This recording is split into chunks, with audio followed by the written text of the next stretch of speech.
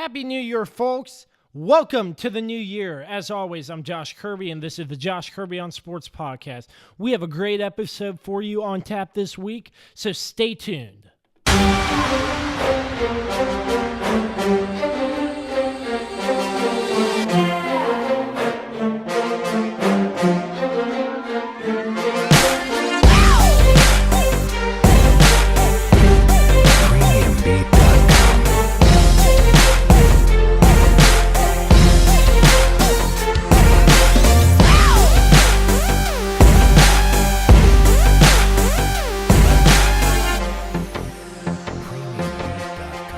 Indeed, I'm glad you connected. This is Dave Johnson, voice of the Washington Wizards. You have connected to the right place because you are listening to my man, Josh Kirby, on Sports Podcast.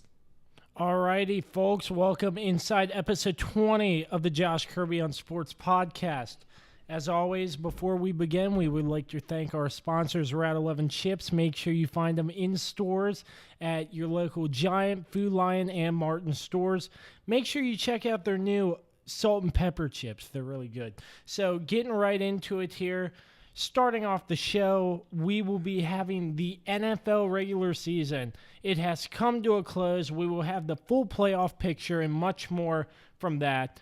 Black Monday as well, the coaches that have been eliminated from their head coaching position, and the college football national championship and some other bowl games. And that's all coming your way starting right now. CJ, hit me with those Week 17 scores.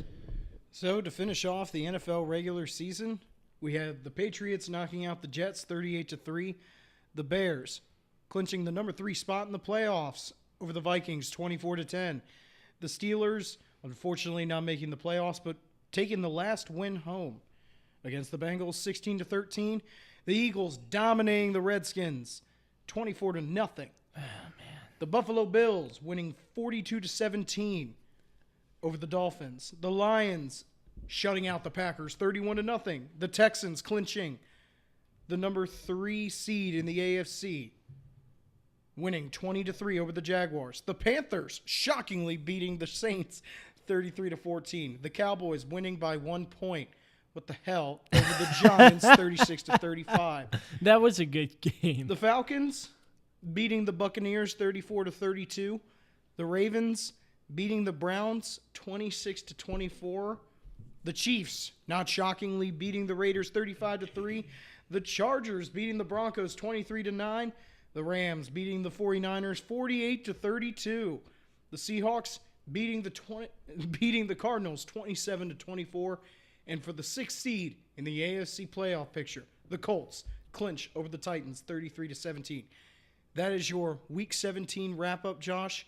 It's sad that there is no longer going to be NFL Sunday Ticket on coming this Sunday. Yep. So before we begin, I forgot to ask you, how was your New Year's, boys? It was pretty normal. Didn't really do much. Went to bed at probably 11 o'clock. Oh, I'm getting old. What a loser. Loser. Come on. Old. You got to stay up till the ball drop at least. But we're going to start our show off with Patrick. Your Eagles beat the Redskins. I know you have a lot to say about that as we pass the mic over to Pistol Pat. In all honesty, Josh, are you really shocked? No. I mean, let's be honest. No, what happened, I was on vacation, and the first play of the game, I wanted to watch the first drive of the game. I watched the first play of the game, and I was like, that's all I need to see, and enjoyed the rest of my vacation. And, like, the yardage was terrible. Like, the Redskins with only 82 yards. Held under 100 yards. Oh, my gosh. Now, you ran into an Eagles team that's on a run recently, especially now that their backs are against the wall. Now, can it continue in Chicago? I mean, I don't feel like anybody wants to see the Eagles right now because we got Foles fever again. But we're going to go play a very good Chicago team in Chicago, which is always a very, very hard place to play, especially in January when it's cold. But the Eagles also play in Philadelphia. But before we get to that, we just got to talk about how much of a joke the Redskins put up in a performance. We really have to. The game, every time I would change back to the game from watching the Browns versus Ravens game, because that was the best game to watch. That was a great game this weekend. But every time I would turn it back, the Eagles would have the ball. Yeah, every the single time time. of possession. The Redskins had 16 minutes, 11 seconds 16 minutes. total time of possession. That's the difference between your Eagles and the Redskins is that when you guys played Dallas, you guys only had the ball for 16 minutes and you took them to overtime. The Redskins, when they played you guys, they had the ball for 16 minutes and got shut out. That's the difference between your two teams right now. But what I want to say, though, is that why is Jay Gruden still have a job at this moment now after the performance? Not even just that. The Eagles fans traveling to Washington.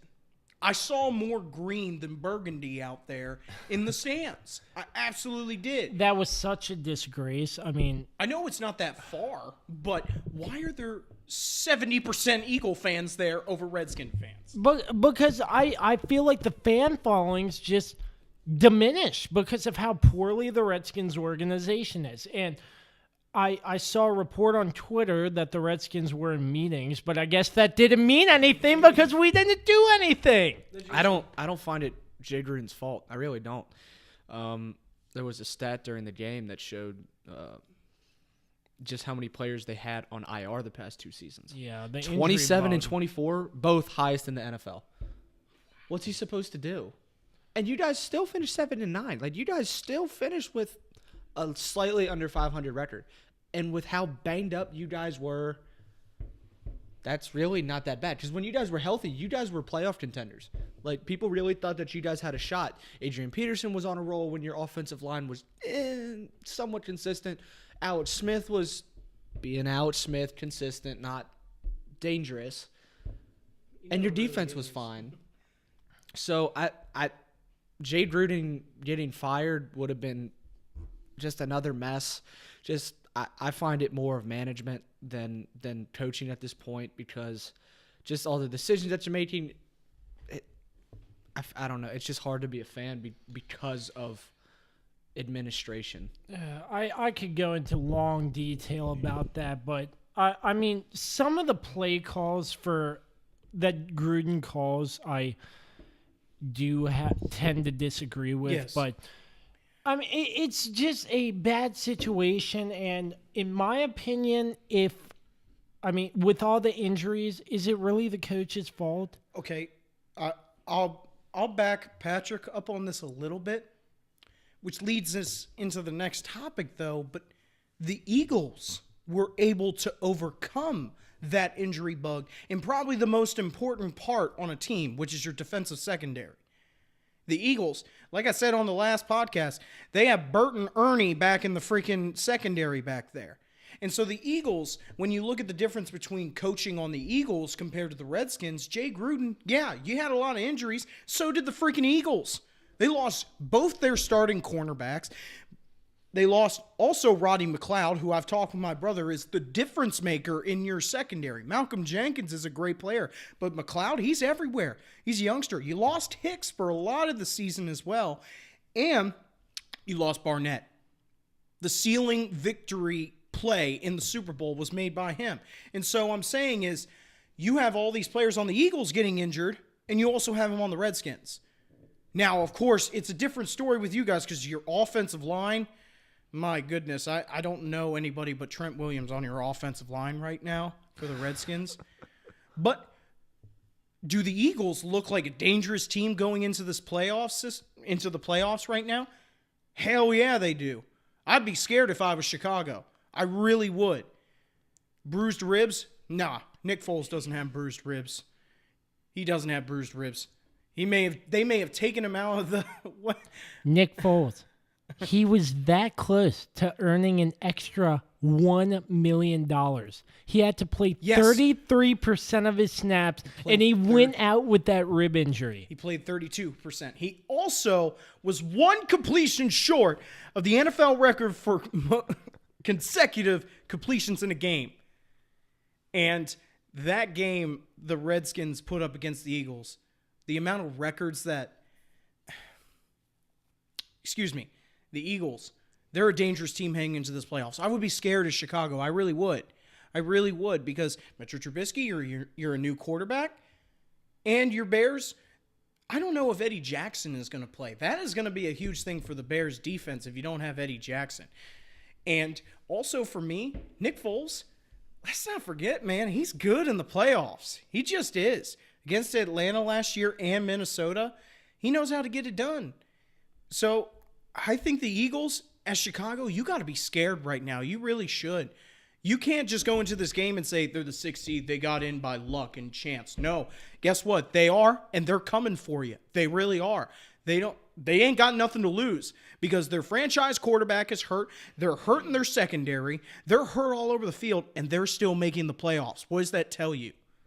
Well, I sort of agree with you. Yeah, they're a dangerous team, but their path to the Super Bowl, it's on the road. You got the Bears. My Steelers did it. What says that they can't? Well, I mean, I'm just saying. Yeah, I mean, anything can happen, but I'm just saying it's going to be a tough road because you have the Bears in the wild card. You have either the Saints. Yep, both. Probably the Saints and the Rams. And Even the Rams likely, yeah. yeah, so the Eagles, their play calling, they just need to step up, keep their foot on the gas pedal, and I think this team could possibly make a run. I think we can make a run. Now, at the same time, I don't know if the coach is just coming out of me or what, but eventually you just got to be realistic. What team do you not match up well against? I feel like we match up well against Chicago, sure. I feel like our offensive lines played really consistent the past couple weeks because we finally got a run game going. And that's where the Bears' front seven is their strongest. Their secondary is pretty good. They're great at forcing interceptions, but Nick Foles doesn't force the ball, which is a plus. And our front seven is better than their offensive line. And Mitchell Trubisky, and we're going to force them to throw the ball. And that's where Mitchell Trubisky is. He's never – I still to this day do not believe that he is capable yet of putting the game on his shoulders. He has two stallions in the backfield, Cohen and Howard. He doesn't have to have that game on his shoulders. He hasn't had to do that all year. And I feel like the Eagles are going to force him to do that. Now, if we win and we go play New Orleans, that's another story. So the road is very, very tough, and we're still banged up, let's be honest. So it all comes down to matchups. And it just sucks that we had to figure it out too late. And now our road to the playoffs is through one of the toughest NFCs we've seen in, I don't know, a decade that we've seen. So it's going to be extremely, extremely difficult. Okay, but my last thought before we move on to the next segment. The thing is, though, here, Patrick, is that here's the thing is about when you guys played New Orleans in the regular season. That was during their hot streak. And since then, the Saints, they've fallen off a lot, actually. They really have. They've struggled in these games towards the end of the season. They lost to the Panthers. They beat the Steelers by 3 points. And then they also lost to the Dallas Cowboys. That's bad, people. Okay? So I'm saying that when you guys played them, they were during their hot streak. Hey, it is possible. Because it happened to the Steelers back in 2005. The number one seed in the AFC at the time was the Indianapolis Colts. We lost 32-7 against them in the regular season. And it was during their hot streak. And guess who we had to play in the second round of the playoffs? You had to go to Indianapolis. And we shocked them. Missed field goal at the end of the game. I'm saying it's possible. But I'm also saying that, hey, down the stretch, Doug Peterson can figure it out. Yeah, he can. Definitely. He can figure it out. I agree 100% with that. But He'll figure it out. But let's go ahead and move on to the other team that you're going to be playing. The Bears beat the Vikings 24-10. And for all you Redskins fans out there, I bet you're happy about this and you're saying, hey, thank you for taking Kirk Cousins because $84 million down the drain. Yeah, I say so. I still haven't been a fan of him yet, Josh. Him and Adam Thielen were bickering back and forth or something. I mean, I didn't get to watch that much of the game. I watched like part of it, bits and pieces. I was on vacation at the time, but anyways, like Kirk Cousins, I saw a video on Twitter, and it was like him showing Adam Thielen how to run a route or something, and then the person who quoted it said the Vikings paid $84 million for a wide receiver coach, and that was a funny tweet, but yeah, like when have you all seen Kirk Cousins win a big game against a good team? He hasn't. Yeah. When he was with He's worth $84 million. when he was with the Redskins, we saw him twice a year. Being an Eagles fan, and you watched him every week. So, I felt like the Redskins made a bad decision with who they brought in, and I felt like the Vikings maybe took a little step forward. In terms of Case Keenum, a little bit more stability. However, he's not worth $84 million. He's not. He's a younger Alex Smith. That's who Kirk Cousins is. Good stats, good completions percentage. Doesn't turn over the ball a whole lot. But can you rely on him to win a game? Can you rely on him to be a really big difference maker and playmaker? Like, you have to be in the playoffs. You have to. Because teams are going to take shots. You have one shot to beat somebody. You don't have 7 games like in the MLB or NBA. You have one. And if you are conservative, like you are against Chicago, when you don't make the right plays, like you do against Chicago, and you have your entire career, a team that is willing to take shots, and if they hit on those shots, you are in big trouble. You are in big trouble, because if you don't take your chances and take your shots, then are you really even going to be successful? If you're not willing to take shots. I'm not saying that you're going to capitalize on them, but he's just another Alex Smith, and that's why he got kicked out of Kansas City. Great year, great stats. No, we won Pat Mahomes. Because he's a gunslinger. Because yeah. you have the talent to do that. It's the same thing. It's the same thing in Minnesota. You have Stephon Diggs, Adam Thielen. You took the words right out of my mouth. What's the problem? You have talent at receiver, and you still And at tight end, and at running back. and you still don't take shots. You are still conservative, and that's why you'll miss the playoffs if you continue down this road. And that's why DeFilippo got fired. You have all this talent. You have a quarterback that should be able to do all that. That's why you paid him. What's the problem? Why can't you do that? That's why Pat Mahomes is more successful than Alex Smith. That's why they didn't fold. Because it's hard to predict somebody that's willing to take chances. Yeah, and $84 million, I think that's a little too much. And at this point, I don't think it's worth it. And there's got to be a way. The Vikings, they got to put a game plan in place, in my opinion, to get Kirk Cousins to be successful. And like Patrick said, conservative isn't going to do it. So I totally agree. He's not worth $84 million. And what the even badder part is that they had to rely on the Washington Redskins to try to get them into the playoffs. I hope you understand this stat here, folks. Money. Guess what? Tom Brady could possibly win his 6th Super Bowl this year. You know how much money he makes? I don't know how much money he makes, but I can tell you this much.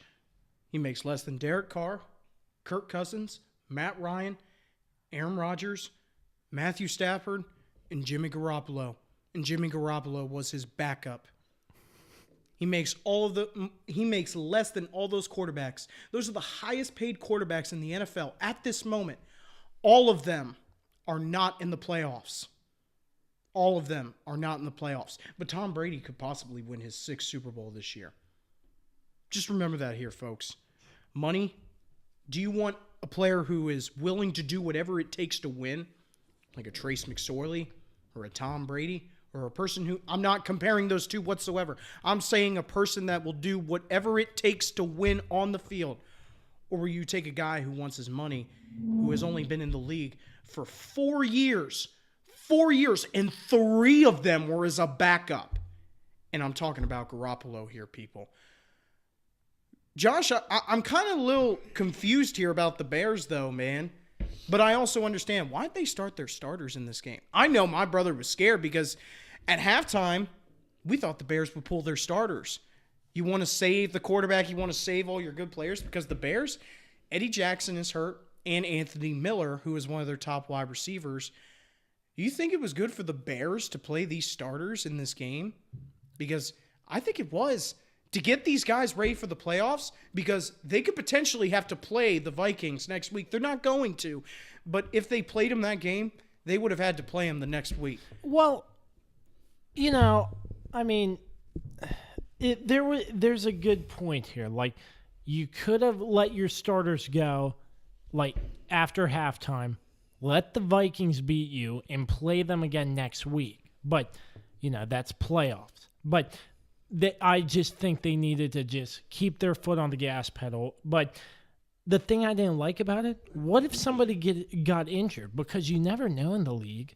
Your 2 best running backs could have gotten injured. Heck, Mitch Trubisky could have gotten hurt. But, Matt Nagy, he's a really good coach, and I think he knows what he's doing and why he decided to keep those starters in there. I feel like that the Bears had to have a little bit of sense that the 49ers were not going to beat LA in LA. That just wasn't going to happen, in my opinion. So now you can hope, and that's probably why they did play their starters. But for me, if you're realistic, one, I got to put my odds on LA. So I'm thinking that the best I can do is 3. And then if something weird does happen, at least we're. Yeah.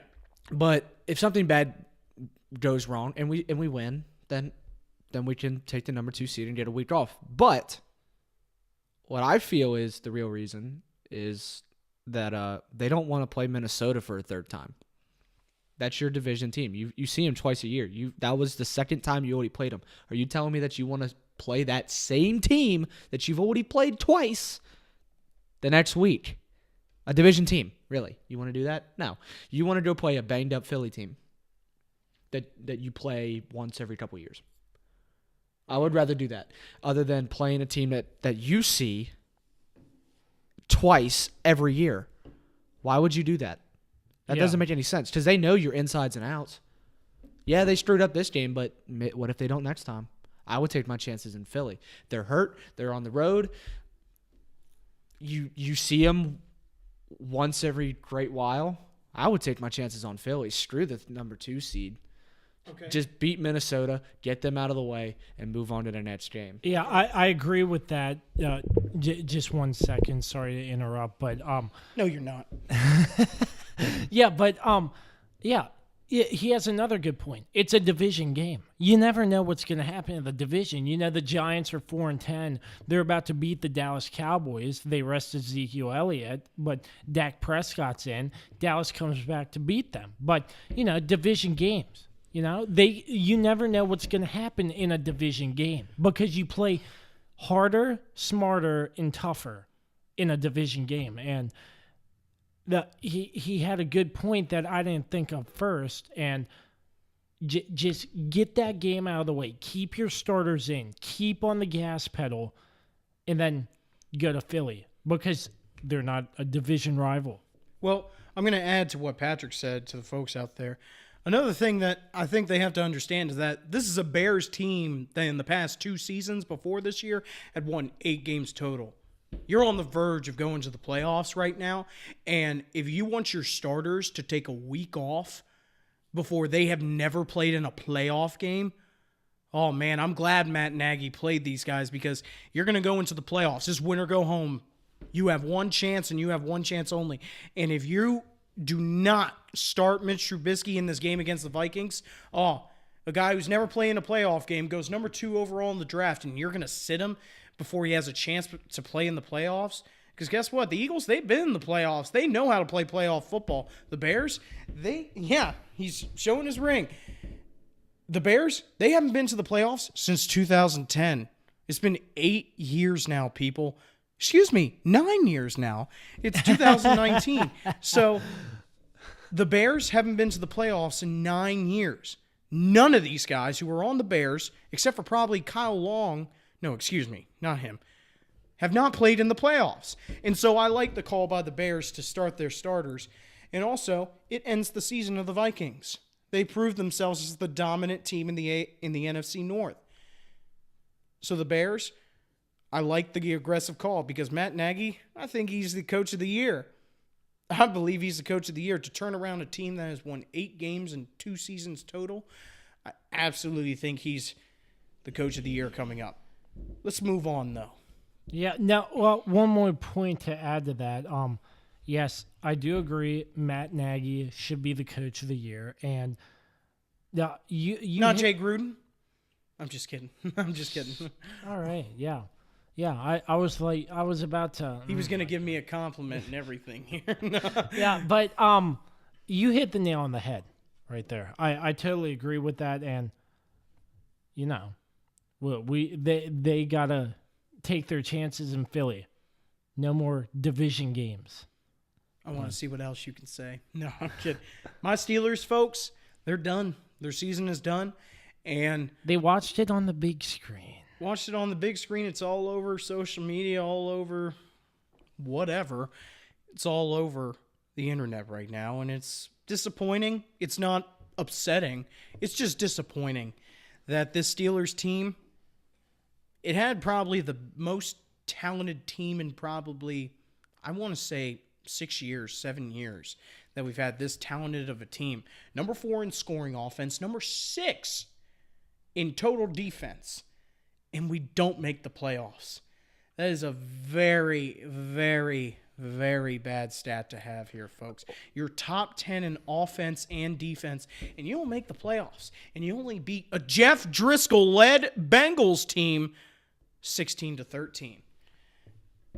I think this shows what the Steelers, whatever the Antonio Brown bullcrap that's going around right now, I don't want to talk. We'll talk about that on another show. Let's pick him up, Washington. But what I'm saying is that this whole season has been a disappointment since Jacksonville.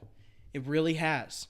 Because since Jacksonville, when we won on the last play of the game, we lose 3 straight, come back, beat the Patriots, go to New Orleans and lose to New Orleans, to come back home and lose to the to beat the Cincinnati Bengals and finish 9-6-1. If any Steeler fans say that we should have been in the playoffs or you trust the Browns, hey, was I right though, Josh, to trust the Browns at least a little bit? Yeah. Because they put up a fight here. They did. It was a hell of a game to watch. Yeah, and we'll talk more about the Browns. I want to get into some stuff about the Browns, but my thing about the Steelers, there were a lot of opportunities missed. Yeah. Like the 3. No, there weren't, Josh. They're a perfect team. They were awesome this year. No, I'm not delusional. No, but fire Mike Tomlin. No, I'm kidding. No, absolutely not. Sorry, I sound like a generic Steeler fan at the moment. No, absolutely not. Mike Tomlin isn't the issue. People may think he is, but the Steelers and their organization have a great coach in Mike Tomlin. I hope he gets signed to an extension.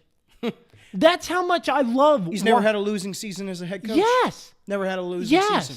And Mike Tomlin. What is the issue here, fans? I'm not saying there's an issue. I'm saying what is the issue with these people always blaming the coach? It's like the coach is supposed to take the blame. Not all the freaking time here, people. Not all the freaking time. If you're 7-2-1, and if you lose 3 games in a row, and then to the Saints, and then come back and have to basically win on luck, how is that the coach's fault? How is that the coach's fault when we knew that we were up against Denver, we were up 16 points to the Chargers, you were up on Oakland? Those are all losses right there. You were also up on the Saints, and Stephen Ridley fumbles the ball, and he was only in on 2 plays. How is this a coach's fault? I want to ask it. Well, you can answer that because you're a coach. You've been a coach for a long time. I don't know. I kind of see it both ways. I could see coaching. I could see players. I could see it both. Coaches don't fumble the ball. Coaches don't throw interceptions. Yep. Coaches don't miss field goals. Yep. Coaches don't false start. They don't do that. And the Steelers do all those things. Or And jump off sides. and that kills you. And that's what happens. However, I will say that they. They make fake punt calls. They call the offensive plays. They set up a game plan. So I could see it both ways. But Mike Tomlin is not the issue. I don't think Mike Tomlin's the issue now. No, I do not. I feel like there was a lot of distractions this year. Yeah, I felt like Le'Veon Le'Veon Bell was just an unnecessary distraction. But he didn't show up. You move past it. Excuse me. That's what happens. That's just part of the business. But then you lose leads, you miss field goals, you underestimate teams. You jump off sides 3 times. Yeah, you play down to your opponents. You turn the ball over when you shouldn't. You have penalties when you shouldn't, whether you agree with them or not. It was just a big heaping mess in Pittsburgh. And now you have this Antonio Brown problem. I mean, good Lord, can you guys stop crying for one freaking second? Play the game of you're a football. Skins fan. I'm an Eagles fan. This isn't anything new to us. Oh no, you missed the playoffs. Oh freaking no. The Eagles made it to the playoffs before 2017, we didn't make the playoffs since 2013. Oh no. It's like, Oh no, God. we went 9-7. We were close, weren't we? Yeah, we'll get them next year. No problem. The Steelers go 9-6-1, and it's like the end of the freaking world. Yes, 100%. It's the end of the world. Just Fire stop. Mike Tomlin. Just stop it. 13. You're fine. You have a lot of talent. People are upset because, oh no, your season didn't go that way. Oh no, I know you're used to a standard. Believe me, I believe in standards. But Standard is the But standard, come people. on. Stop crying. Stop whining. Things are fine. Just move on. If you keep letting this monkey on your back keep dragging you down, then it will continue.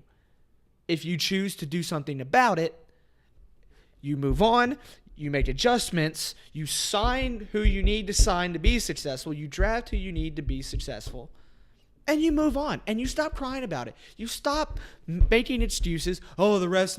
No, stop making excuses. Make the adjustments you need, and shut up. Yeah. Just do it. Just do it. It's not a hard concept. It's really not. It happens. It's okay. You have 6 rings. Get over it. You'll be fine. I guarantee you. You have the talent to be fine. Yeah, but Antonio Stealing Brown. my rant over here, people. Yeah, No. but Antonio Brown really wants I to don't want get to get traded? into this here. I don't want to get into this. Do you think it's actually going to happen? No, it's Really? absolutely not. All right. No. It is He's absolutely not. He He's is upset. He's a They finally had a season where things didn't go their way and people are upset. He was That upset happens. last year. That happens. If He was you're not- upset last year if when you're he not- didn't get the ball in some games. Yeah, like if you're not happy with the situation, get out of it. If you want to be there and you want to be better, then stop complaining. Just stop it. Voice your opinion when need be. Be a professional. Show up to work and get it done. Stop saying, "Oh, I want traded. I want traded." Stop that. Just stop it. If you're really that upset, then just do what Le'Veon Bell does and see what the hell happens. Just do it. Because guess what? He's still not signed, and no one will probably sign him except a little dopey team, and he'll freaking fail because nobody's going to block for him. Well, guess what? If you're so upset with a Hall of Famer throwing you the ball, go to Arizona and see how you like it. But he should have gone number 1 overall, people. No. Okay. We're going to move on to a little more happy topic. The wild card weekend is set now, people. Who you got? Colts versus the Texans here, Josh. Ooh. Two very high-powered I don't want to hear that. I want to hear who you got. No explanation, just who I No, got. I'm kidding. Just give me why. Two very high-powered offenses. Jeez. Deshaun Watson deserves this. I really think he does, but I think the Colts upset the Texans. I called it too. I said Andrew Luck. My God. They're on a roll. They're on a roll. He's the comeback player of the year. Andrew Luck is the comeback player of the year. I said Deshaun Watson was it at the beginning of the year. It's not so now, people. It's Andrew Luck. And they're going to light up the Texans this week. I really do think so. Let's hear your thoughts, Patrick. I got the Colts too. I like them. I know Frank Reich. He's experienced player and coach. He knows what he's doing. You got Andrew Luck, who, let's not forget, he's been to the playoffs many a time. He's been to the AFC Championship. He's been in this situation before. However, they are very young. The Texans are too. So I got to go with the hot team right now. The Texans had a bit of a sloppy end, sort of. But the Colts are firing on all cylinders right now. I just don't feel like a team that's in the middle right now can stop that train, because it's coming. It's coming to Houston. It's just going to keep on going. Another stat to throw out also, people. The Colts have the number 1 scoring defense actually right now. Let's also not forget that for all you people out there who did not know that. Let's move on to the next one, the Bears versus Eagles. I'm pretty sure we're set on who we want, and my brother is set on who he wants to win. But who you got, Josh? Well, despite what I said that the Eagles could make a run, in Soldier Field, it's going to be tough, and I'm picking the Bears. A close game over the Eagles. I'm going to say it because, yeah, I'm picking the Bears because it's going to be a cold day at Soldier Field. Just like when the Rams came to town. Just like when the Rams came to town. And the defense feeds off of the crowd in that environment.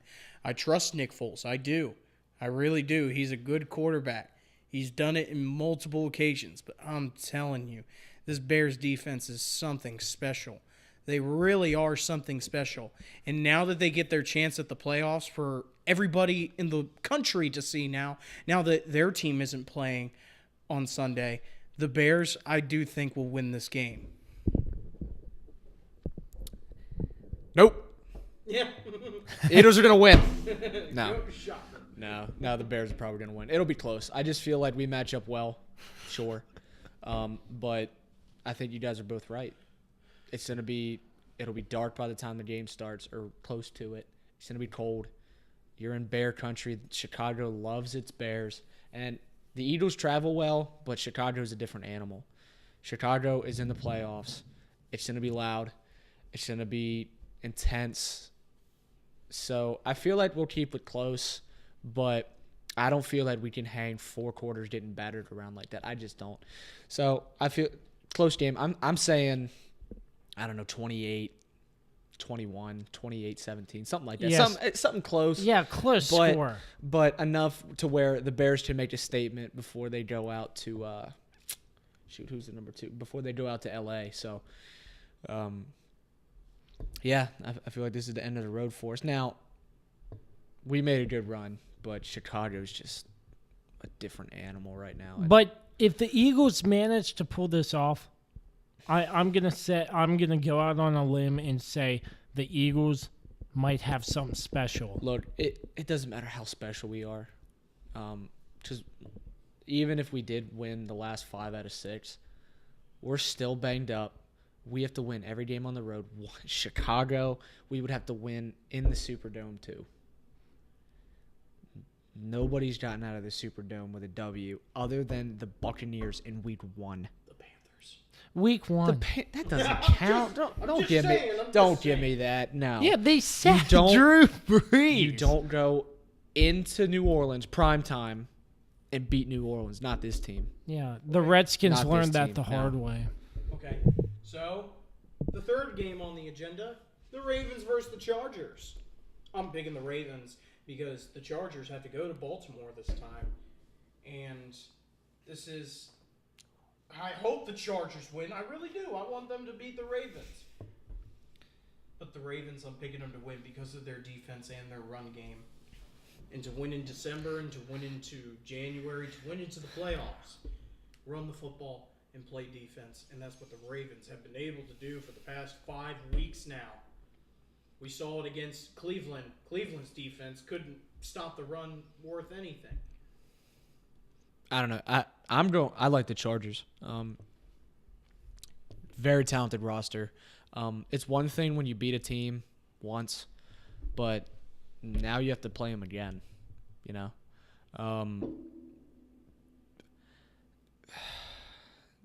you win a close game in LA, sure, but the playoffs is a different animal. It really is. You got a young quarterback that is playing a team that is seeing him the second time. Did he ever play a team that saw him once before this year? I honestly don't know. I don't think he's played a division team. No. Nobody's played him twice. No. The Chargers get a shot to do that. And this is where running quarterbacks have their problems in the NFL when someone sees them again. Because you learn their tendencies. You learn what they do. You learn if they get out of the pocket. Are they looking or are they running? If they move, do they move around in the pocket and actually go through progression, or are they one and run? You know, and the Chargers have a chance to look at Lamar Jackson and stop him and actually come up with an idea to how to stop him. I feel like they're playing the Ravens twice. It's a different animal in the playoffs. The Chargers are more talented overall as a team. Regardless if they're in Baltimore or not, I still like the Chargers. Okay, I'll add one thing to that then. To your point, could we potentially see Joe Flacco come in then if things get hasty? No, No? I don't see it happening. A veteran quarterback, Super Bowl winning quarterback, if things get hasty, he's not I coming don't. in. I don't see it You got to happening. go with what got you there this year. Okay. That's all I wanted to know, to see what you have, because we know he's won playoff games before and Lamar hasn't. You go, because then that's gonna start an entire new issue, and you do not need that. Because if you win, like say Lamar Jackson doesn't play all that well, Joe Flacco comes in. If Joe Flacco comes in because Lamar Jackson is not playing up to snub, and Joe wins you the game, well now you got a quarterback controversy. Before you have to go play. Because you're the 4 seed, you got to go play in Kansas City. And you want a quarterback controversy? Now? No. You got to stick with what got you there. Lamar Jackson's played well enough to where he's earned the starting job for this year. You got to run with it. If you have a quarterback controversy now, you're shooting yourself in the foot. Yeah, I agree with that, and I don't think they should put Flacco in at all. And this game, I'm picking the Chargers. The Chargers, the Ravens beat them 22-10 last time, if the scoring's correct there. But the Chargers get back at them. I got the Chargers. All right. And for the last wild card game, oh, please be it so. Please be it so. The Seahawks versus the Cowboys. You already know who I'm picking here, people. Where's this game at? I'm picking 63-0 Seahawks over. No, I'm kidding. I'm picking the Seahawks to beat the Cowboys. Where's it being played at? It's going to be in Jerry's World. It's going to be in Jerry's World. That's going to be a lot tougher. If it was in Seattle, I would have Okay. said Seattle right off the bat. Here's my counter argument to you is that this Dallas defense, sure, is what everyone talks about when it comes to Dallas. The Seahawks have the number 1 rushing offense in the NFL. They have been able to pound the rock on everybody. Carson, Wilson, these guys have been able to pound the rock on them. And also Wilson, he is a veteran playoff quarterback that knows how to win playoff games. He absolutely does. And the Seahawks defense, they ain't half bad, man. They ain't half bad. Because this Dallas offense, I'm telling you, it's overrated, people. Dak Prescott has one playoff game under his belt, and it was a choked loss against the Green Bay Packers back in 2015. That's his only other playoff game. I guarantee that is in the back of his mind when he's going into this game. Can we choke another first-round loss as a Dallas Cowboys team? I think they can. Because this Seahawks team, they're the number 5 seed. They were in before last week, and they're riding high. It doesn't matter what has happened. I'm telling you, these guys are riding high. And just wait till Saturday night. Well, one thing. Who you picking? I'm about to flip this table if you pick who I think you're going to say. One thing. I hope the holder for Dallas fumbles the snap and does what Tony Romo did. Romo's going to be in the booth. I think they're going to be safe. No, but I'm picking the Seahawks. No! No! Don't do it! I'm literally both teams, they're twins. They run the ball and they play defense. Here's where I'm going to give the edge to the Seahawks. Their quarterback, pretty freaking good. Dallas's quarterback, inconsistent. Which Dak are you going to get? Are you going to get the one that showed up in New York? 4 touchdowns? Are you going to get that one? Or are you going to get the one that has 1 and struggles to throw the ball to anybody but Amari Cooper? Which one are you going to get? It's great to put up big numbers, but a good football team is going to figure out that, well, if we take Amari Cooper out of the picture, well, we're going to force him to do something else. However, Dallas's run game is as good as any run game in the league. Same thing with the Seahawks. Both defenses are very, very good, very, very talented.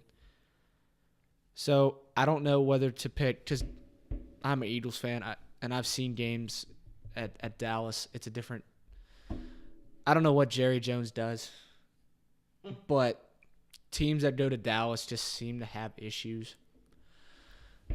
So I don't know whether to pick the home field advantage or the better quarterback. And in all fairness, I'm probably just I'm gonna pick the Seahawks. Screw it. I cannot root for Dallas. I'm gonna pick Russell Wilson. He's gonna be a Hall of Famer, and he's been here many a time. He knows how to get it done. He's just a better leader when they're not running the ball. Because Dallas is gonna shut down that run game because their defense is good enough. Seattle will have problems. Can you contain Russell Wilson, though?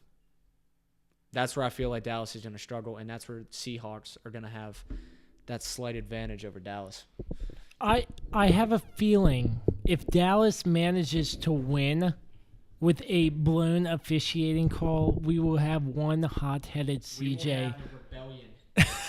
We will have one hot-headed CJ talking about the officiating in that game. And I have one last two more stats to throw out here. Russell Wilson, 35 touchdowns, 7 interceptions on the year. That sucks.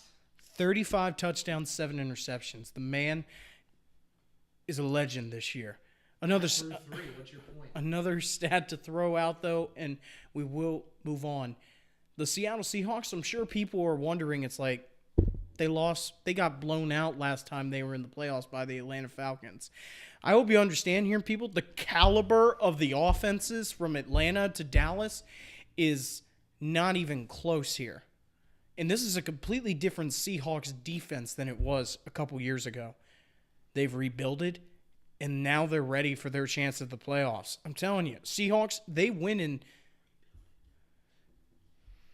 They have made a new team now on their defensive side of the ball. You interrupting me over there? Rebuilt. Sorry. My English is not very good. So, the Seahawks, I'm still picking them. But let's move on. I know you're happy about this topic because Marvin Lewis is gone. He's on the top of the list here, people. 8 head coaches were fired this past Monday. His record, Marvin Lewis. If I'm correct, pull that up on your phone just to make sure. 121, 113, and 3 with an 0-7 playoff record. I don't care about his record. I care about his playoff record. That speaks for itself. 0-7. That speaks for itself. That's unacceptable. But I want to throw this stat out here. Not a stat. I just want to throw this out here, people. I made joke about, Marvin Lewis being fired because I just don't like the Bengals. But these are jobs to these head coaches. They have made their lives. They have gone through their lives to get to this point to be a head coach of an organization, and they've gotten there. And now, in the blink of an eye, it's gone. You never know in the NFL when your next day of a head coach is going to be. You just never know. And I may joke about it. I may joke about Marvin Lewis, but the guy has been a head coach for 16 years. On the same team. He's going to be set up for the rest of his life. These are jobs to these people. And I don't understand how these people can just say, fire Mike Tomlin. He deserves to be fired. How could you say that? Who in the hell says that to a person? You deserve to be fired for being a winning coach and actually succeeding at your job and chasing your dreams. These are jobs to these people. They have families, they have lives, and this is a job to them. This isn't just something that they wake up on Sunday morning and say, let's go win us a damn Super Bowl. They don't just say that. They don't just say that. This is a job. And for Marvin Lewis, Adam Gase, Vance Joseph, whoever the next Browns head coach is, Mike McCarthy, Todd Bowles, Steve Wilkes, and Dirk Cotter, you guys will always have careers in the NFL. Some team is going to want you on their team because you have shown success to win games at the NFL level, whether it's an offensive position or coordinator spot.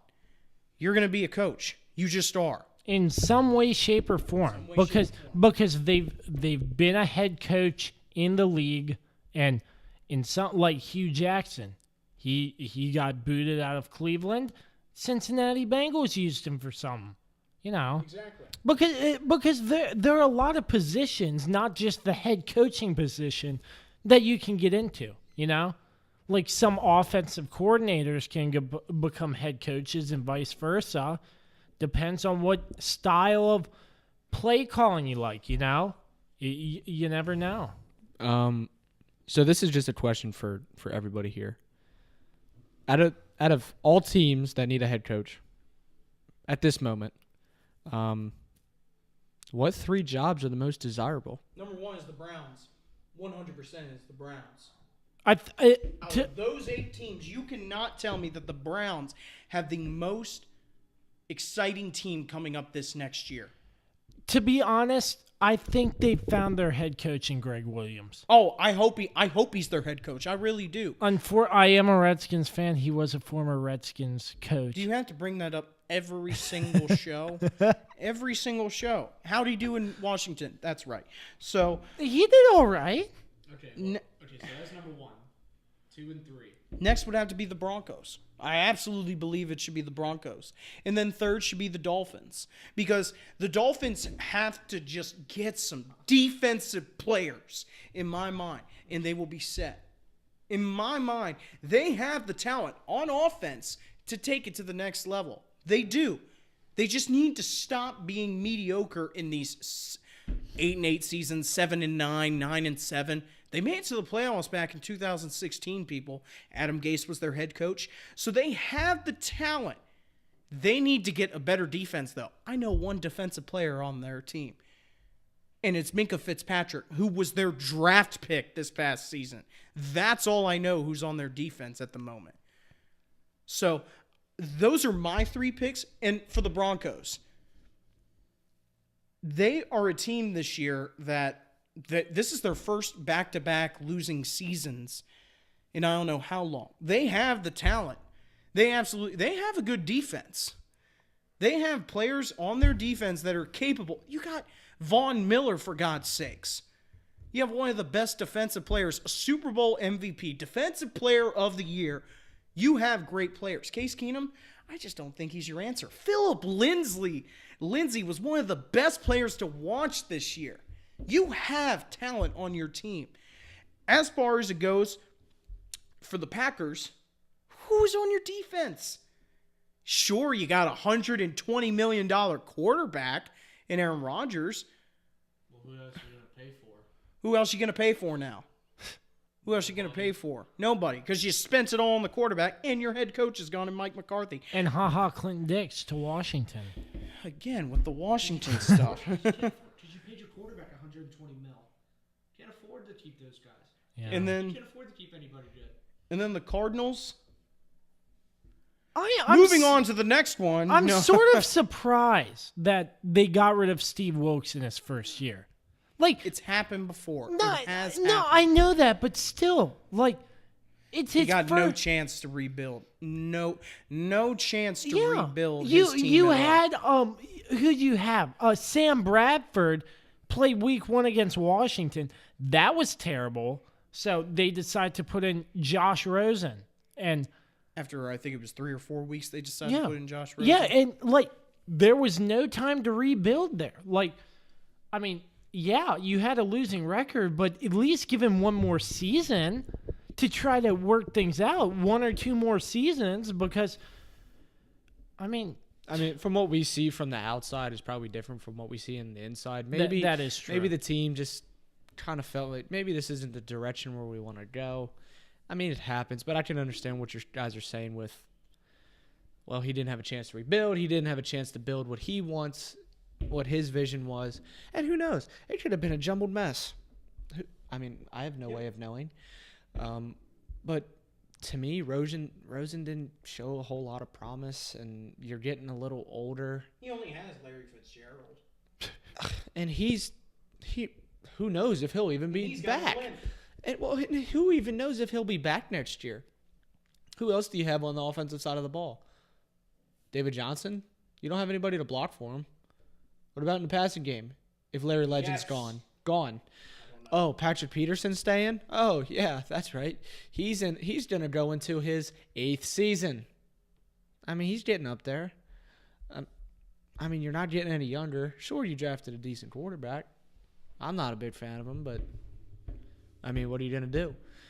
So, for me, I look at longevity if you're a head coach, because then you can build your own, and at least have a decent foundation, because they don't know any different because they're young.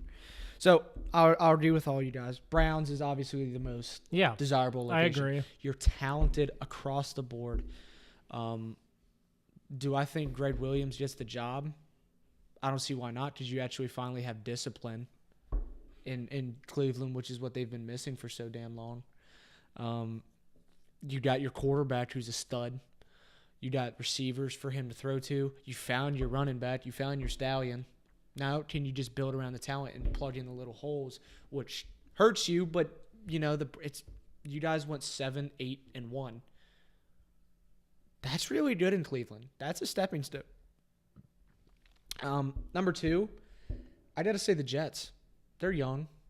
You got a quarterback who, in my opinion, didn't get coached up very well. Didn't have anybody for him to really throw the ball to. On the defensive side of the ball, they're not terrible. You got a great safety in Adams. He's a hard hitter. He's hard nosed. He's down. He's like an Earl Thomas or Malcolm Jenkins. You know, you can screw him down in the box and use him that way. I mean, you got weapons. They understand that they're in the middle of a rebuild, and they should have won more games this year, honestly. And then number 3, I was kind of split between the Bucs, but they're kind of getting in the middle of their run. Why are the Bucs keeping Jameis Winston? Because I don't like that. Because you're gonna have a new head coach. I feel like this is Jameis's last chance. If they bring in a head coach to help him out and stop turning over the ball and making bad decisions, and he's still not good, he still turns over the ball, then it's him. It's his issue. and then they'll dump him. And I feel like that's what's going to happen. I feel like he's too far along in his career for him to make serious changes. I don't feel like he's mature enough to do that. So I find the Bucs have a lot of talent, but for how much longer? Deshaun Jackson already wants out, so they're in the middle of their prime. So if you're looking for longevity in a head coaching job, I'm not too good on that. The Packers know Rodgers took all your cap space, so that's a bummer. The Broncos, younger, defense is getting up there, sort of. They're towards the top of their prime. Offensively, though, if you have a decent quarterback, I mean, you guys are in great shape. They're in great shape if you have a decent quarterback. So I look for them to go to the draft this year. If not, hold on till next year just because how young you guys are on the offensive side of the ball. So that's a desirable location. The Dolphins, I don't know. They're in a total rebuild because their offense is dreadful. Their defense isn't half bad, but their offense is just horrible. Frank Gore's getting up there. He's got one more year in him. Tannehill's week to week because he's always getting hurt. And then the Bengals, they need a complete overhaul of that entire organization. So the third, I would have to go with the Broncos just because you have probably more freedom, especially with who you have at quarterback. So 2 are very desirable. 1 is kind of 50-50, I guess. Man. So that's the head coaching firings. Happens every year. There's a lot of good ones out there. Mike McCarthy's still out there. So I guess we'll see. Adam Gase is not bad. Bruce Arians wants to get himself in the mix. So, but now that we talked about the NFL and talked that ear off. Wait. But before, let me just ask you one thing. How do you like Mike Mayock, the new Raiders GM? What do you think about that? I don't really have an opinion on it. I mean, we'll have to see. I feel like John Gruden has just as much power as he does. So we'll have to see if they can work well. If they can't, then they'll struggle even more. And I don't feel like you can get more worse than you have been. So, and if they screw this up, they're in another decade of hurt. If they screw this draft up because they have so many first rounders. Yeah, because Mike Mayock, he's worked with NFL Network for who knows how many years. Yeah, he's a draft analyst, though. Yeah. That's what he is good at. Understanding players coming into the draft. Understanding players that are in the NFL. No, I understand that. That's a good reason why to pick him for a GM, but there's more responsibility that he may have to learn. More personal role. And also, you can look at stat lines, you can look at film, but he's a former player. He's not. But he's not in the meeting rooms. He's not drawing things up and understanding. Neither is John Elway. But he has first experience with that. Again, so is he on the drawing board? Can you get to know somebody more? You know, being a draft analyst is great, and how can you really tell if you're good or bad at it, or whatever? That always bothers me. That's why I don't like Mel Kiper. That's why I don't listen to him. She's like, how do you know? Yeah, how do you know who a team's gonna pick? How do you know what that person is? Tom, when it's 100 degrees. Freaking Brady. Exhibit A. Well, that's an extreme exhibit. Okay. Antonio freaking Brown. I get it, but how many of those players are like that? You name 2. How many are in the NFL? 2. Okay. Those 2. No. But my thing is like a big part of coaching and a big part of making a decision. Okay, another on one. The draft board is, do they fit well in your scheme? Do they fit your personality? Because like this dude can have all the talent in the world. He can do everything that you ask him to do. But is he going to show up and get the same effort when it's 100 degrees outside and his day isn't going great? And maybe he missed a few reps because he dropped the ball or he missed the throw or missed the block. Are you going to be like Tom Brady and say, I'm pissed off, I want to do better? Or are you just going to be a whiny little kid? Which one are you going to be? Okay. And I feel like draft analysts just, they don't see that. They don't see those kids in that situation. They see them on film, and on game day, and that's great.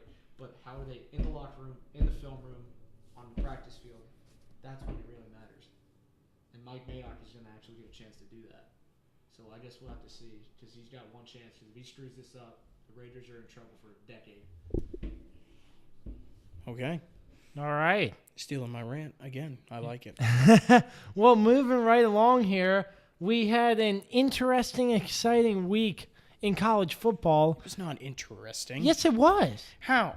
The Texas Longhorn went after the Georgia Bulldog. Back. Did you see that? No. He ran at it. We're joking, Josh. We're joking with you. We watch everything. Tell me you didn't think that video was hilarious. Okay, it was The bull going after the bull going. Okay, it was kind of funny. dog was scared out of it. He said, "Oh, you want some pictures? I'm in for this," and he came out of the freaking Oh, bull. that's the Georgia Bulldog. Well, that's just a dog with a Georgia Bulldog shirt on. That's a dog. Like, that's an animal. This is Like, a that dog real is- that's cow. A real longhorn. Like, that thing's a mutant compared to a dog. That thing is scared crap. They were trying to get him out of the way. It's like, you gonna pull me? No, get out of here. But the college football national championship is set. You had it perfect, CJ. Clemson, Alabama. Let's just hope for an upset. No, Who was going to beat those guys? no. Experience, talent, hard-nosed, fundamental, great coaching. Who's going to beat that? And they play. Outscoring your opponents. What? That always works, though. So That always works. Oklahoma's offense is better than Alabama. Yeah, outscoring opponents, though. So. Okay, go ahead. No. Yeah, I completely agree. Oklahoma's offense. We're gonna start off with the more boring game, though, I should say, with Clemson and Notre Dame. You mean the freaking just rape of another team? Yeah, let's go with that. Let's go with that if we're going to use those types of terms. 30-3 over Notre Dame. Trevor Lawrence is going to play as a true freshman in a national championship game against the That's Titan. storybook. That's storybook right there. He's a Against- stud. And I told you at the beginning of the year, Trevor Lawrence is a stud. He's better than Kelly Bryant. He's gonna He's play. Sunshine from Remember the Titans. He's that good. I said that. He looks before like he Hunter. even played it down. Okay, That he's a stud. you were right. But what I'm Yes, saying here is he's a that stud. that's all to learn from that game. That's all I got to say. Clemson, Notre Dame, you had one job, and that was to keep up with Clemson. The only way that you were going to be able to win this game is if your offense can produce. And what happened? You didn't. And you scored 3 points. Now, let's move on to the more exciting game, and the game that makes me happy because you finally got your comeuppance. Oklahoma will just outscore them, right? Well, you were down 28-0 at one point, and there was a point in time where I was looking at the TV and I was like, what'd you freaking expect? This is not a Big 12 no defense type of conference. This is the SEC, and this is a team. This is a team called Alabama that has played consistently for the past 10 years. For the past 10 years for the national championship. Which I hate. 10 years. The last time that Oklahoma was in the national championship was 2008, the year before the dynasty that is Alabama took over, starting with Mark Ingram. What did you expect here? All this talk about, Kyler Murray did all he could. He did all he could. He's the whole reason that they were down in the first place. Some Heisman quarterback, I'm telling you, this game, after that Heisman trophy was won by Kyler Murray, Alabama's defense looked at that trophy acceptance ceremony and said, all right, game on. You're known as the best college football player in the country. We'll show you. We only have one of the best defenses, and we'll show you on the field. And guess what happened? You got down 28-0, and Kyler Murray didn't score any points. How is that not Kyler Murray's fault? How is that the team's fault except for Kyler Murray? How? As a quarterback, Please explain to me how that is not Kyler Murray's fault, though, to fall into a 28-0 hole. Because apparently it's everybody's fault but Kyler Murray. I mean, if you don't score any points, it's not all the blame on one player, but you're what makes it go. You're the Heisman winner. Well, you're the biggest reason why you're even there in the first place. Yeah. So, Yeah. I don't look so much at Kyler Murray, honestly. I kind of felt – I didn't think it'd be close anyway. No. Just because, like – That's all. – well, I agree with you. Just because even though I'm an offensive guy, I like scoring a lot of points. But at the same time, you got to stop somebody. I mean, good Lord. You can't – I mean, like, you put 34 on Bama. Nobody does that, and you lose. You put 34 on Bama and lose. What? Yeah. What? Yeah. I mean, God. I don't know.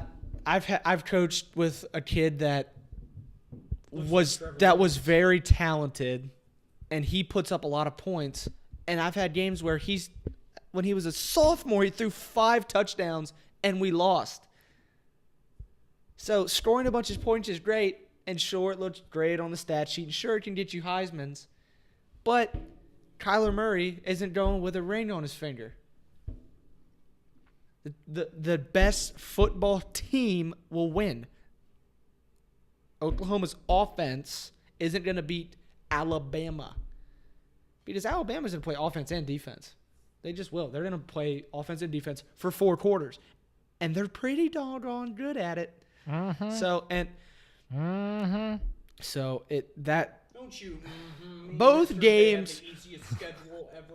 both games are not surprising. I thought Notre Dame could have put up a little bit more of a fight, but at the same time, if you're not in a conference and you don't play consistent caliber teams, then you don't have a standard for how talented these national contending teams are. You just don't. Oh, what? You beat Michigan. Michigan sucks when it comes to the postseason. They suck. And their head coach is probably going to leave. They suck in big games. They just do. They're worse than you. So Worse than who? they're worse than freaking Notre Dame. Oh, yeah. Hmm. That was like me. I'm like, when do I play in big games? Well, so who do you got? Clemson or Bama? Alabama. Well, let me say this. Nick Saban, he is very disciplined. He doesn't put up with any crap. Because in the interview, he said, oh, yeah, we had 3 penalties. We got to fix that. 3 penalties? That's not bad. No. But that's the standard that you hold as a team. Yeah. That's what I like about Nick Saban. Well, he's pretty good. Well, he's always looking to be better. And you can be like a Mike Tomlin and be Using like, a we're not going to worry notepad. about we're not going to worry about it until the end of the game. Well, Nick Saban's like, we got to fix this now. Yeah. Like right now. Otherwise, a team like Clemson, who's beaten you before and knows how to beat you, will. Yeah. So, He has a notepad writing down the penalties. And I mean, my gut wants to say On his Clemson. headset. Well, my gut wants to say Clemson just because I like Clemson, but I like Bama too. But in all fairness, Bama's more experienced just at the quarterback position. I like Bama, but I'll be rooting for Clemson. But I think Bama's just too good. I'm honestly. with Patrick because But a true freshman on this stage, how is he going to handle the he's pressure? a stud. He's a state champion. He's a different breed. He's got a great arm. He's got a great head on top of his shoulders. He's just one of those guys that has it, and you could see it from a mile away. Tua the same thing. Tua has that it factor. And people were like, oh, well, towards the end of the year, when he was playing hurt, that's what kind of happens. Like, he's trying to play on an injury because he doesn't want to let his team down. They're both good. Look how well Tagovailoa played when he got time to rest. when he got time to heal. He shredded Oklahoma. On Now, the first play of the game was a 50-yard completion. but The first play. Clemson will play defense. Yes. Bama, Absolutely. too, will play defense. So it'll be a low-scoring affair just like it was in 2017. It'll be the same deal. It's going to be who can make the fewest mistakes, who's not going to turn over the ball. Can That's what it'll come Clemson down make to. a game-winning touchdown? That'd be amazing. I have Bama, but I'm rooting for Clemson. Okay. My last point here is that I said it all year, though, with Oklahoma. The past 2 seasons, they have had a Heisman-winning quarterback at Oklahoma. Lincoln Riley. There's all this praise about how good of a head coach he is and how he's able to turn these guys into an offensive genius. How he's able to turn Baker Mayfield and Kyler Murray into Heisman Trophy candidates. Woohoo! Lincoln Riley is the best coach. No, he's not. Because in the past 2 seasons, they have lost in the first round of the college football playoff in dogfights. Because what have I said? Defense wins championships, people. Stops. Turnovers. Defense wins championships every single time. What happened against Georgia last year? You said it.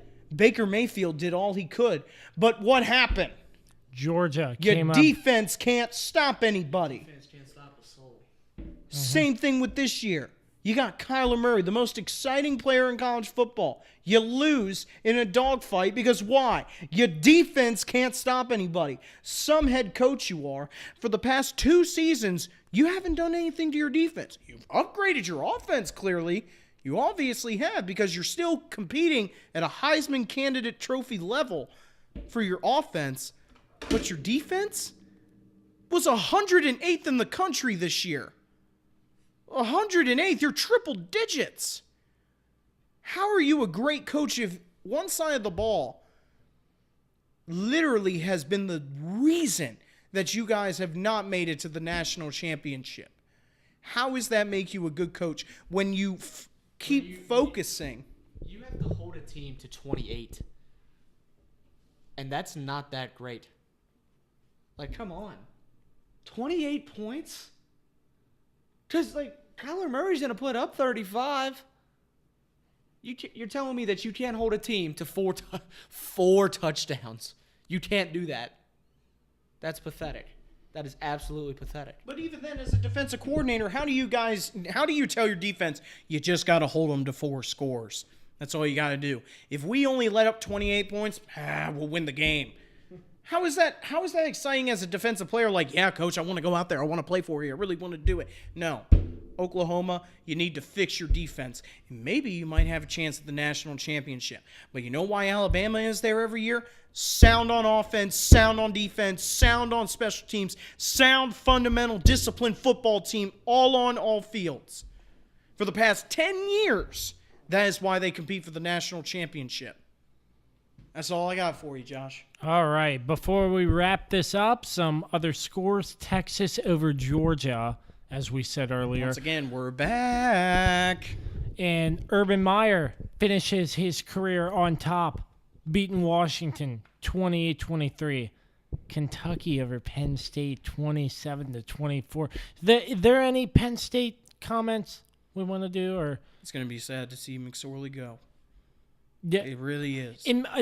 I don't really know much about Trace. I know he's a hometown guy from Parkview, if I'm correct. No, it's Briarwoods. No, Briarwoods, yes. I got the two confused, but is he NFL caliber? Absolutely. I think so. He's a winner. That's all he cares about is he wants to win. He doesn't care about what his stats are. He doesn't care about how he looks on the field. He doesn't care what he has to do. All he wants to do is win. And what has he done since he was in middle school? Win. He won 3 state championships, went to a Rose Bowl, went to a Citrus Bowl, went to a Fiesta Bowl, won the Big Ten championship game. Dude's a winner. Dude's a winner. There's just Beat Ohio State, the number 2 ranked team in the country at the time. Dude's a winner. It doesn't matter. Like you said, he's not a stats guy. Now, don't get me wrong. A lot of Penn State receivers were dropping the ball. But and you're down 3 scores, what happened? And I don't. Trace McSorley's playing on possibly a broken foot. Why'd you take it from me? No, it's And he scored, and he brings the team back. played on a broken foot. That's a real stat, people. That is a real stat. Yeah. That's all we have for you, though, Josh. Other scores: Stanford over Pitt, 14-13. Another question for you, Pat. What? He can't hear me, but for you didn't go Sharando, but is George Aston gonna get drafted? I hope he goes to Pittsburgh. I absolutely think he could. Because Pittsburgh is the type of team that runs a fullback formation. Uses a fullback a lot, actually. I absolutely do think he could get drafted because he's a fullback who is a very good fullback, might I add. Yep, and Virginia Tech's first losing season. But shout out to Sharando graduate Dylan Rivers for making an interception. That was pretty good. Pat's over there fist bumping. He's checked out early, but, interesting bowl games, and we'll have more for you next week. Any last thoughts for the podcast? No, Josh, it was a good one. It was a long one. Hey, Good it discussion. was a great one to start the new year. Yeah. Just saying that. So, thank you once again to Route 11 Chips for sponsoring this episode of the Josh Kirby on Sports Podcast, and to Dave Johnson for our wonderful intro. And free forever by Jam Studio at premiumbeat.com. Make sure you find us on our social media pages: YouTube at the Josh Kirby on Sports Podcast, Facebook at Kirby on Sports Podcast, Twitter at Kirby on Sports, our brand new Instagram page at the Josh Kirby on Sports Podcast, and make sure you email us at kirbyonsports@gmail.com. Till next time, I'm Josh. That's CJ. We were live streaming this on YouTube too, so you can catch the behind-the-scenes action of what our podcast is really like. So until next time, we say so long, and we will catch you on the next episode of the Josh Kirby on Sports Podcast.